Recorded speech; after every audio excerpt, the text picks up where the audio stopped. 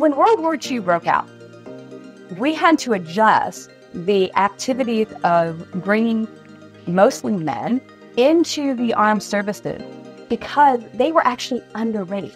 Coming out of the Depression, they had to adjust because most of the men struggled to actually be in a healthy weight zone. Now, flash forward to 1980, and then now into 2000 and 2024, we have the opposite problem. We have an entire armed services force where we're struggling to find somebody who fits a healthy weight on the opposite end.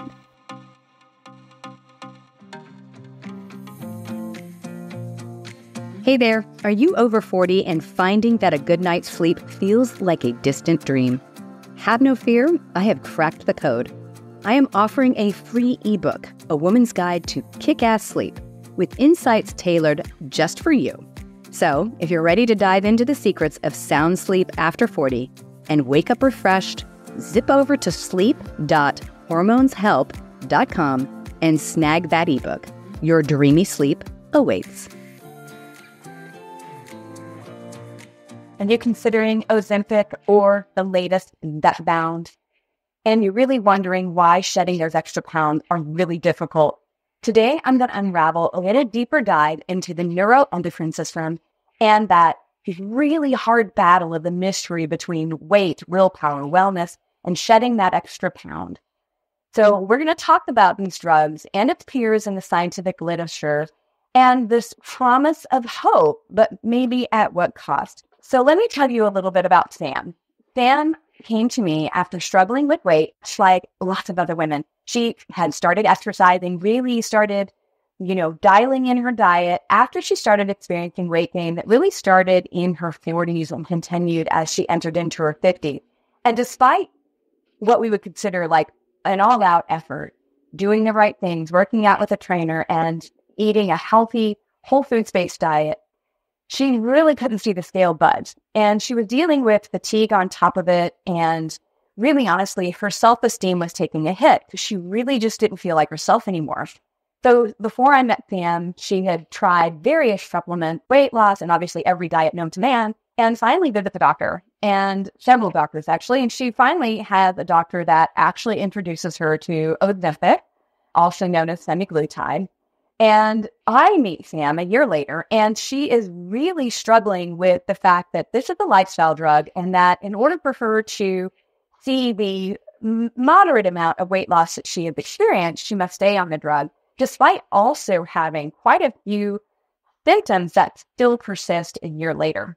So Ozempic and semaglutide, along with its noted weight loss success, and now tirzepatide and Zepbound, along again with significant success with weight loss, aren't without possible concern, especially the symptoms where if you look at the research, we're talking at about, anywhere from 30% to 40% of people experience some sort of digestive concerns. And I've always been a very vocal critic of the muscle mass loss with these drugs. But, here's the thing is this movement of medications has started an all-out pharmaceutical arms race. And I want to dive into how these drugs work, what's really happening, and why do we see a success with these medications? And to me, the bigger question is, what the hell happened? Because if you look, my dad back in the 80s and late 70s was one of very few people, if you looked out in the street, who was significantly overweight. And he always loved food, but he'd always struggled with his weight a little bit, right? And so, but if you looked at statistically, the obesity epidemic is a new epidemic. So what has happened is changed in our environment and us. It is not a lack of these medications. So I want to dive into what's really going on here and the issues and sort of unwrap all of this so we can have a legitimate conversation about what these drugs are really doing, whether they actually have long-term success, and maybe other ways that you can address these things, or definitely other ways you can address these things without using these medications. Because again, the reality is they aren't without side effects. We don't actually know the long-term effects of these drugs, so they haven't been studied like that. And we are starting to see a significant impact on health. And so again, we have to look at what's really happening here. So let's dive into weight management and particularly the role of the neuroendocrine system. So this is really cutting edge research.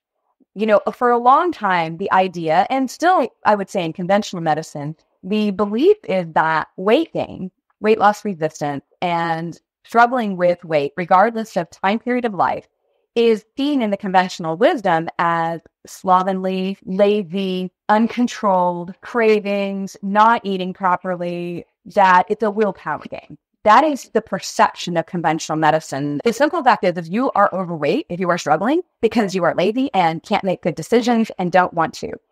And this is so far from the truth, it is not even funny. So I want to go into that neuroendocrine system and what really bridges the gap between what is perceived, which is those lies and awful things that we use to gaslight in medicine, and the reality of the nervous system and our hormone secreting gland and the control they have in our body. So one of the leaders in this industry was Gary Taubes, and he's an investigative science and health journalist, very vocal critic of this idea of calories in, calories out, and it's just a matter of you need to eat less and exercise more. And Gary, being a very brilliant man, really picked this apart in that groundbreaking book, Calories In, Calories Out. And he suggests that the quality of the calories that we ate and consume play a significant role in how our body manages weight. Again, pointing out really in a very obvious way that it's not the food itself, it's how our neuroendocrine system responds. And particularly in his book, Good Calories, Bad Calories, and Why We Get Fat, he really argues, and now we know this, that hormonal imbalances, particularly insulin, being one of the main drivers, are a major key of obesity. And here's the just very basics. When insulin levels spike, we are going to get fat storage. And when we have prolonged insulin levels that are elevated, we get the body turned up for fat storage. And I think anybody that listens to my podcast is pretty much on the understanding of that is going on. Now, this is again because of processed carbohydrates and sugars, and we have the ability for our body to make glucose out of non-glucose or non-carbohydrate fuels like amino acids. So we have lots of ways that insulin and the dysregulation of insulin and the other hormone glucagon that tells your body to make glucose out of things like protein becomes dysfunctional. And the reality is that's just part of this system. So while insulin's that key player, we have a whole host of other things.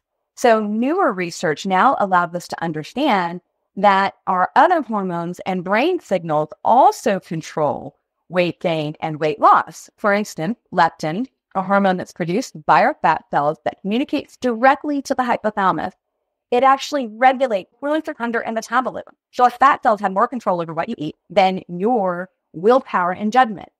And dysregulation of insulin signaling has been seen in obesity and often can lead to this vicious cycle of weight gain. And true reality is leptin is also tightly wound with things like sleep, stress, and our hormones like cortisol. So the simple fact is other hormones like our endocrine hormones, sex hormones, stress chemistry are going to interplay with the other hormones like leptin and insulin and lead to sort of a milieu of disruption. Now, this gives us a whole nother realm in which to look at. Now, I want to go into the story of Incretin.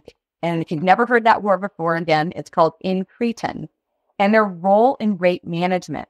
And this is specifically about our friendly little drugs, Ozempic, semaglutide, tirzepatide or Zepbound, however you want to call them. They are actually influencing two main incretin hormones. So the first one is glucagon, like peptide 1, and the other one is glucose-dependent insulinotropic polypeptide, otherwise known as GLP-1 and GIP. These hormones actually stimulate insulin secretion from the pancreas. They slow gastric emptying, so they make you feel full. And because they stimulate insulin from the pancreas, they reduce blood sugar levels. And because the stomach feels full longer, it decreases appetite. And this is the primary mechanism of these drugs. And also the primary mechanism that leads to a lot of the digestive concerns and side effects. Now, GLP-1 in particular has been found to affect appetite and food intake. It also acts on the receptors in the brain that controls appetite, a decrease in caloric intake. Now, we've also seen some studies coming out that imply that there's correlation also with a reduction in craving. And that can include cravings for things like sugar, but it also seems to have an effect, again, on even things like alcohol. Now, what that indicates is that we have a whole nother host of neuroendocrine hormones, like GLP, that absolutely affect the brain in a way that can set up for weight loss or weight gain. So, this is one of the main mechanisms why incretin hormones have been a hot target for both diabetes and weight loss medication. So, we have the GLP-1 agonist drugs and the GIP drugs. So GLP-1s are your semaglutide, or otherwise known as Ozempic, and GIP drugs are the tirzepatide, or otherwise known as Zepbound. These medications mimic the effect of these incretin hormones. And so the GLP-1 receptor drugs bind to GLP-1 receptors in the body, particularly in the intestine. And they enhance this incretin effect. They cause a release of these hormones. Again, creating insulin in the response to the blood sugar levels and slowing gastric emptying and reducing appetite. So that's how Ozempic works. Now, GIP drugs work slightly differently, but they mimic the action of GIP. And things like Zepbound, tirzepatide actually enhance both GIP and GLP-1. And they basically result in weight loss through similar mechanisms. So GLP-1 drugs like Ozempic were believed to work primarily through the effects in the gut. And again, mimicking this natural effect of GLP-1 to signal fullness and reduced appetite. But again, now we're starting to see that the action is truly in the brain. Now, GLP-1 hormones break down very quickly in the bloodstream. So your own production of GLP-1 actually break down very quickly, and they have a minimal lasting effect on hunger and appetite. In contrast, drugs like semaglutide and even tirzepatide, because it hits both sides, they're engineered to last longer and reach significantly higher levels in the bloodstream. That allows them to attach to brain receptors involved in appetite regulation. So this discovery actually underscores the importance of the brain's GLP-1 system in appetite and open up avenues for more research. Now, of course, you can already see what's getting ready to happen. This is now the pharmaceutical arms race.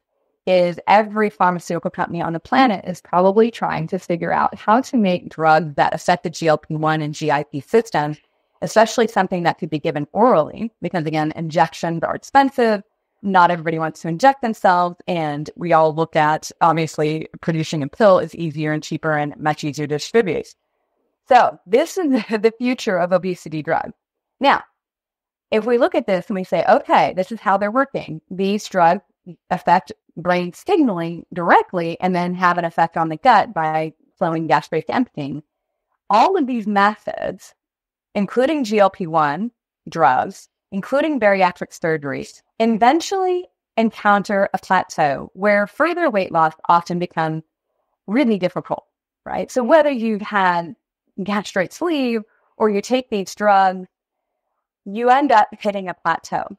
And it's probably a result of a body's adaptive mechanism to increase hunger and decrease energy expenditure in response to this weight loss. And you're working on very in-depth neuroendocrine environments and systems inside the brain of which you don't completely understand. So the reality is there is an effect. There are a lot of side effects, but a weight loss plateau often occurs. And these drugs are what we call lifestyle drugs. So the weight loss only occurs while you're on the drug. And as soon as you stop the drug, the reality is the weight comes back on. And if you look at the research, the muscle mass loss is significant. And the weight regain is actually more significant. So we see weight regain that mirrors the weight that was before plus some. So ultimately, these drugs are drugs of lifestyle, which of course, if you put it in context of the pharmaceutical industry, which is one of the two largest lobbying agencies in the world to our own government, this is the perfect boon for their industry because they get you on the drug and you stay on the drug till the end of your life. That's the goal. So let's look at what's really happening. So again, these are the future of drugs, right? So this is where we're looking. The arms race in the pharmaceutical company is really going.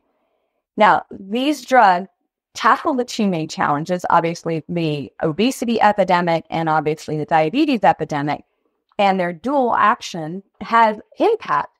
But the real relationship I'm looking for here is the bigger question is what happened? So GIP agonist and your body's regulation of this neuroendocrine system, right? So your body's capacity to utilize these hormones and work through this system has been like this for millennia, right? So we have not gone through a massive genetic change that altered these systems. So the bigger question, and the thing that modern medicine absolutely ignores, is what happened, right? What is the root cause of this dysregulation? Because as far back as the 80s, we didn't really see this obesity epidemic. So something changed that disrupted our neuroendocrine system. And I'd like to posit that it's a series of things that has occurred. And oddly enough, it is the other industry that is one of the top two lobbying industries to our government. We're talking the Senate, the House. So that would be big food. So big food is all the lovely food stuff, processed foods that take up 3/4 of your grocery store, the center section. So the relationship between processed foods, food chemicals, and their impact on your neuroendocrine functions, so including things like insulin, leptin, GIP, GLP-1 systems, are obviously a huge area of research. And I posit that this is really what has caused the weight gain epidemic and the obesity epidemic in the world. Not just here, but everywhere. We just happen to be representing the largest population per capita.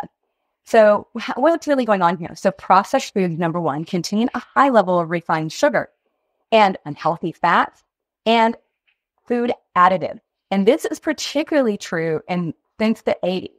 If you look back at, Kraft macaroni and cheese from the 60s, the ingredient list is significantly shorter than what it is today. If you look at a label of a Kraft macaroni and cheese in Europe and one in the United States, it has a completely different label because we have a massive amount of food additives that are obesogens. They are endocrines that disrupt the control mechanisms in the brain, control satiety, hunger, and I would argue this incretin hormone relationship.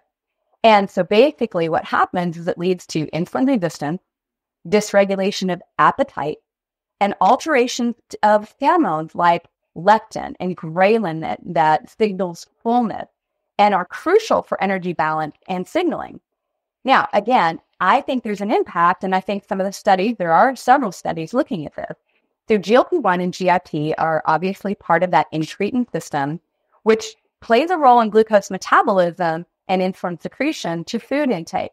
There was a study published in Diabetes Care that found that diets high in fat and sugar could reduce GLP-1 secretion, potentially contributing to impaired glucose tolerance and insulin resistance.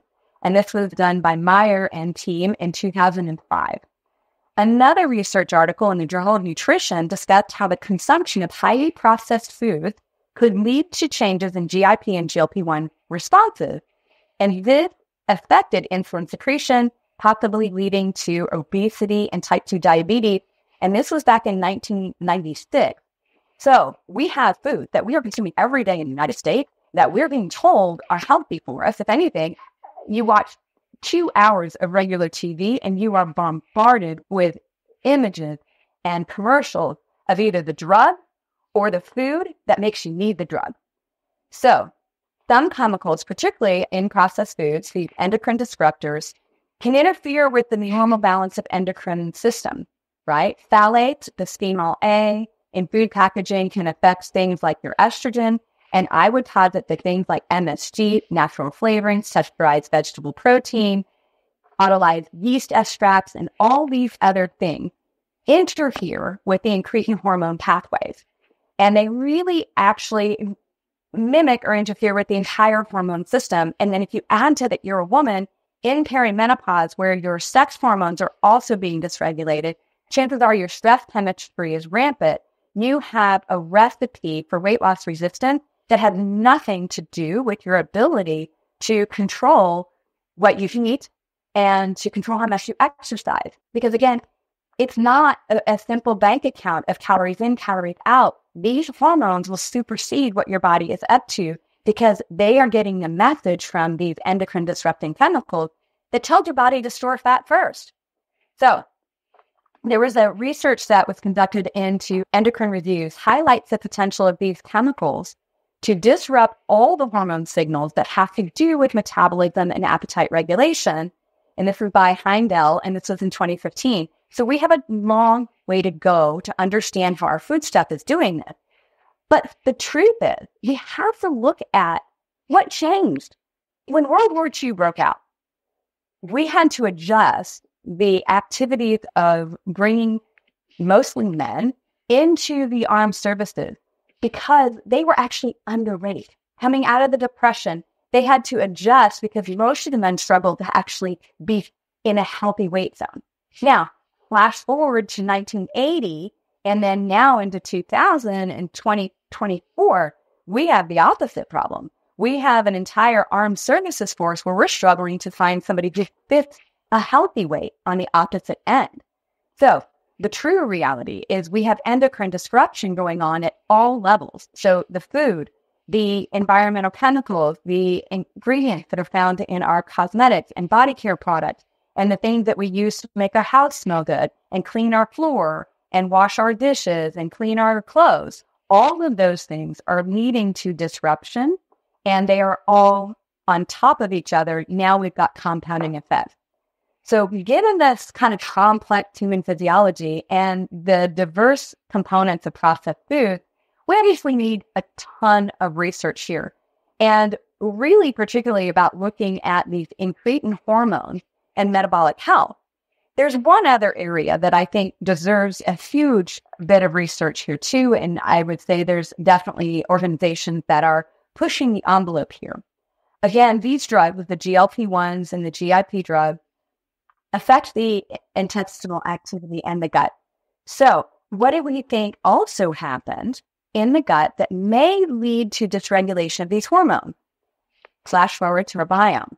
Our microbiome, particularly things like Artemisia, eosinophilia, and several other bacteria, are actually stimulants to GLP-1 and actually make GLP. So if we have a disrupted microbiome, probably from our dietary intake of these foods, and then also antibiotic use in farming animals and lack of soil nutrients and all these other, lack of fiber in the diet, all these other compounding effects alter our microbiome.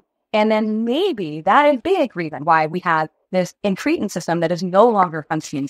And the truth is we've got a long way to go here. And the big challenge here is somebody who spent quite a bit of their time in their research looking at the microbiome. We don't have the ability to go back and look at the microbiome of somebody 15 years ago with DNA technology and figure out what the difference is.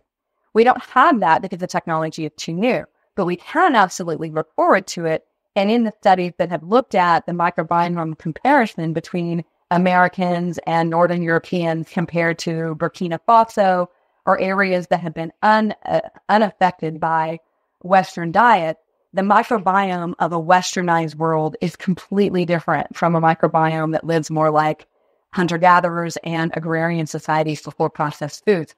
So we have a long way to go, but you darn sure know that if you're trying to work on weight loss and we're trying to fix this neuroendocrine problem, one of the big things we got to do is change the type of foods we eat. So let's get a path out of this, right? Let's get a path out of this, whether you're planning on or trying or you have tried these medications. We want to address these neuroendocrine dysfunction holistically and have a synergy of lifestyle adjustments, dietary adjustments, stress management to help you really individualize this. Because the reality is I don't think any person really wants to stay on a medication the rest of their life. So let's talk first about the dietary and lifestyle activities. So I alluded to the fact that leptin and insulin and the incretins are affected by stress chemistry and sleep. So we have to work on our sleep hygiene. We've got to get consistent. We got to stick to regular sleep schedules and help regulate your body's internal clock. We need to optimize our environment, ensure the bedroom's quiet, dark, cool, consider blackout curtains, eye masks, earplugs, and then obviously limit that blue light exposure. Avoid screens at least 1 hour before sleep, I would say 2, and that helps keep your blue light exposure and the circadian rhythm balanced. I've done lots of podcasts talking about sleep. There's many you could go back to really get in depth if you'd like to. Now, balanced diet. What does that really mean? Whole foods focused. Whole foods focused. So if we emphasize a diet rich in vegetables, fruits, legumes, healthy fat, nuts and seeds, whole grains if I eat them, all of those help balance hormones.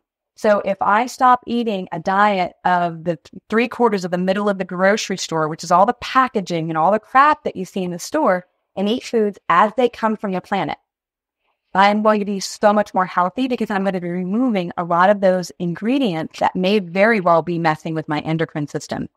So the easy way to think about it is you don't see toast or pasta growing on the side of the road. So those are processed foods. So if I remove those from my diet and eat even brown rice, quinoa, I may be eating grains, but I'm eating grains in their natural form that have not been modified and chemicalized.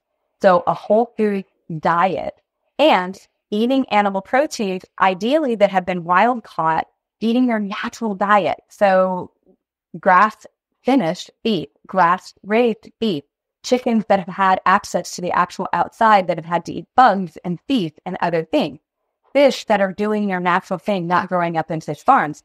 Because again, all those changes that we have made to make food production easier and cheaper has also led to animals that don't look anything like our ancestors. We need to also manage blood sugar levels, right? If I have fiber-rich plant and lean protein, lots of fiber, I recommend at least 35 grams of fiber a day.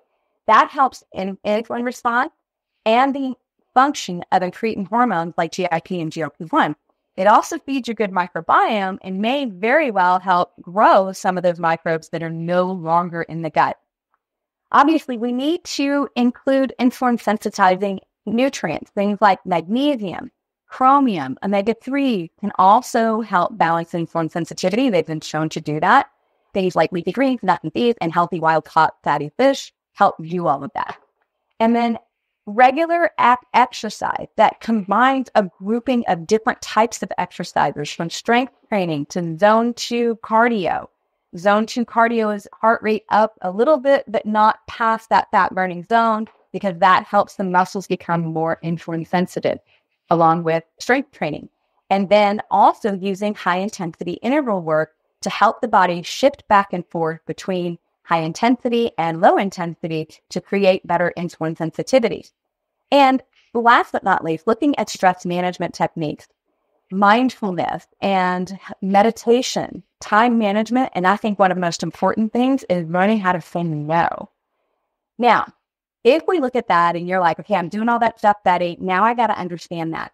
So some of the things you can also add on top of this is some supplements like alpha-lipoic acid, berberine in particular, and probiotics have also shown to help. Particularly Affirmancia has been helpful, and they influence the activities of like insulin and GIP and GLP. Taking additional magnesium and vitamin D can help balance hormones. And I would say the other part is make sure you're working with somebody that actually knows this endocrine system and the neuroendocrine functions well. Just because they can write a prescription doesn't mean that they actually understand the mechanism. And truthfully, those medications, while they work, they are something that only work while you're taking them. And we do, like I said, have this ongoing pharmaceutical arms race. But the bigger question and the root cause question is, what can we do to change the disruption that we created that caused the problem in the first place? The weight is not the problem. It is a symptom of the problem. And that's the ultimate root cause answer that you need to understand. So I'm hopeful that you have found this entire episode something valuable. Thank you for listening to Menopause Mastery, and definitely take a chance and look at the sleep ebook and go to sleep.hormonehelp.com. Thank you so much for tuning in to the Menopause Mastery podcast. You are why I'm here, and I am so very grateful. Hit subscribe so you don't miss any wisdom on creating the most exceptional life on our terms. If this episode has helped you in any way, please share it with a friend to spread the love, and together we rise. You can follow me on social media at Betty Murray, PhD, and you can reach me online at bettymurray.com.